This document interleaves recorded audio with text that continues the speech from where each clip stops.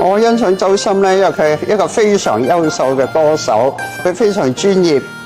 唱歌好誠懇，可以將短短嘅流行歌咧唱成一個小歌劇一樣，裏邊嘅人物係有血有肉，裏邊講無論係悲歡離合啊，抑或憤慨激昂啊，抑或勵志啊，所有歌嘅表達咧都非常之好。我聽過佢嘅歌，就算佢未到30歲咧，已經唱歌咧係非常之能夠深刻咁樣咧，係將個故事同大家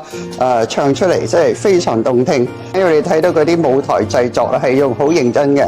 咁同埋咧就已經係成個行裏邊都出晒名，即係佢練歌練到後邊啲音樂師咧都覺得夠啦，佢哋仍然咧係要唱得好。咁我亦都去過佢幾個音樂會，即係滂沱大雨裏邊唱3個鐘頭咧，佢照唱嘅。當然啦，即係佢本身嘅音色啊、音域啊都好出眾，好敬業，對啲聽眾咧同埋啲觀眾咧係非常之忠心，將佢自己最好嘅表現出嚟。你睇到佢嗰啲演唱會咧係確確實實咧係想最好嘅視聽嘅感覺咧係俾啲觀眾嘅，所以我認為咧佢係好值得欣賞。我有機會見過佢3次，好和善，好活潑，一啲都唔拘謹。同埋咧，即係大家講嘢嘅時候咧，就好似朋友一樣。我第一次見佢應該係2023年，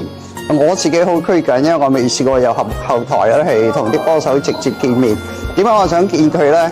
因為我喺2022年嘅時候咧，就曾經隔離咗28日。咁嗰段時候咧，喺個酒店個房裏邊咧練習我自己行路咧，都係聽佢嘅歌。咁佢陪咗我28日，所以2023年我有機會咧，我就同佢去 say hello。我好拘謹，但係佢埋嚟咧就拖我埋去佢側邊咧係影相，所以你睇到佢嘅人咧係好可親。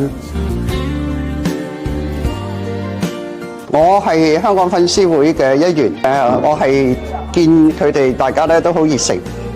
有時咧就交換禮物，咁我由2024年開始咧就每年做一個月曆，就送俾我哋嘅成員。點解揀月曆咧？因為我認為時光係好寶貴，就希望每一個攞到個月曆嘅人咧，都好好地利用佢時間，即係令到佢生命咧係更加充實，做啲有意義嘅嘢，做啲出眾嘅嘢。我哋呢位朋友，我相信佢都係做緊呢啲事。